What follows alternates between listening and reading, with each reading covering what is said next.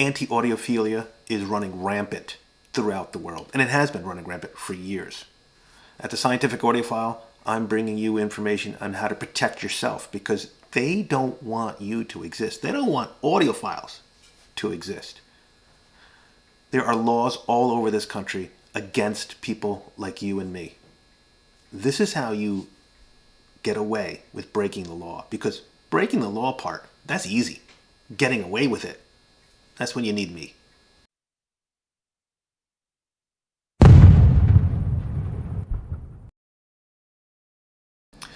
At the Scientific Audiophile, we regularly cover laws intended to harm audiophiles.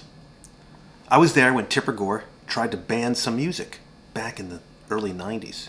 Sure, at the same time, she wasn't going after Diane Bish. I understand that. No Bish at the time. But everyone knows that once you ban heavy metal and rap, organ music is next.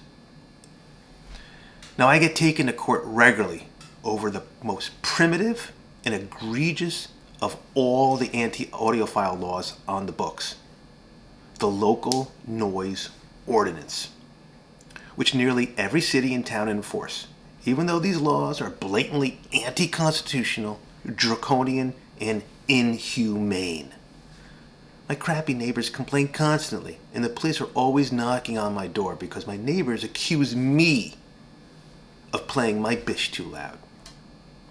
My selfish neighbors don't want me to hear the difference between two products at 180 dB at 2 a.m. in the morning. And this is the ordeal I go through for you, my loyal subscribers. Eventually, I need to make court appearances just to defend myself.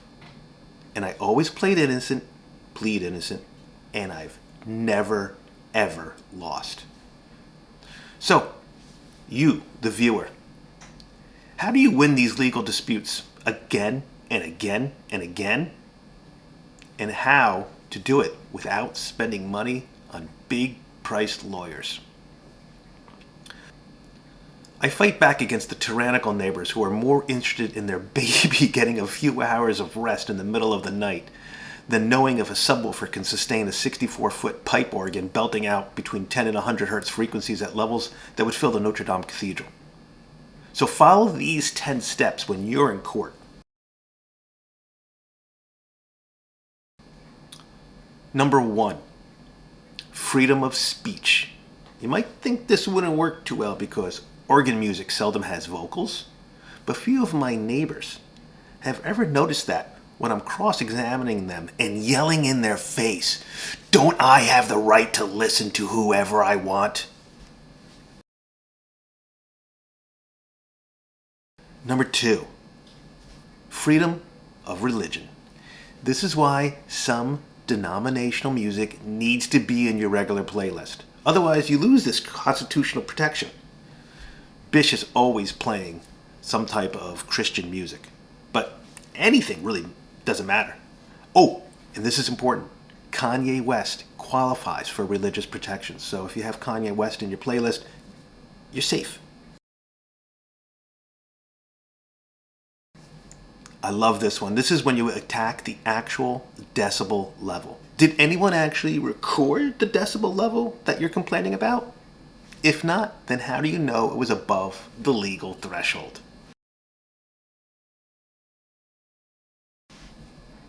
Number 4, subjectivists. Yeah, we all know them, Cheap Audio Man and a bunch of other these clowns out there. But this is an important attack on subjectivists because number 4 is actually based on number 3. If they didn't record the decibel level and say anyone and everyone could hear how loud the music was, are they honestly telling the court to trust their ears? Blasphemy, I say. But in court, just say, "Your Honor, I object!" "Your Honor, I object. That information is purely subjective and has no place in a court of law." And do it with heart and passion.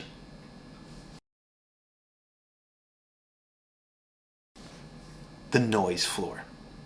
If they did record the levels using a meter, and that's rare, then what was the difference between the music level and the noise floor of the neighborhood? Oh, this always trips them up good, because no one knows the noise floor of the neighborhood.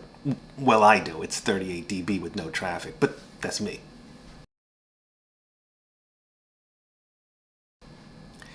Okay, now I've done this a few times now, so going to court, and they're getting used to these little ideas of how I get out of this.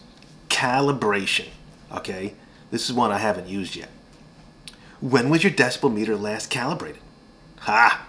That always nails them, because they don't understand that, you need to have a calibrated instrument to be accurate.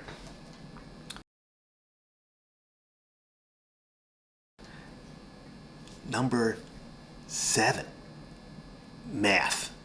For those idiots who did record the decibel level and calibrated their instrument, did they take the measurements inside or outside their home? Noise ordinances are based on the sound inside the residence, but most people speak to the police and record outside their home. So, Mrs. Smith, what is the sound transmission class of your home's exterior walls, and what is the calculation to determine the actual decibel level in your home? That always trips them up. 30 kilohertz. If you have a real jerk of a judge who somehow let it get this far without dismissing the case already, simply ask a complainant, are you trying to tell a court that you could hear Bish's 30 kilohertz pipe organ in your home?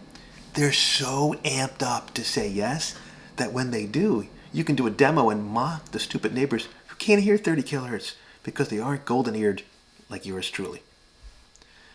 Then call them liars, and the case is usually dismissed on the grounds all their testimony was a lie.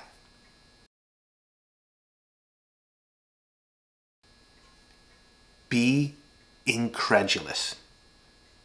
Do you really expect the court to believe a Class D amp with a 48 volt power supply can push an 8 ohm 86 dB sensitive speaker to the levels you're saying? Then show them some cute little Class D amp. Now, if all the above doesn't work, blame your mom and dad. With hearing levels at negative 100 dB below average, it's only at extremely high levels that the music sounds normal to them. While I'm not a lawyer, I'm in court a lot, so take my advice without seeking a legal professional. They will only charge you for their advice. And worse yet, they aren't audiophiles, and they won't know how to properly defend you.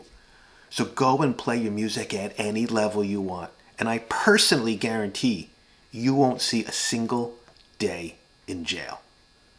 That's all for the Scientific Audiophile. We'll come to you with more news on how to protect yourself against anti-audiophilia.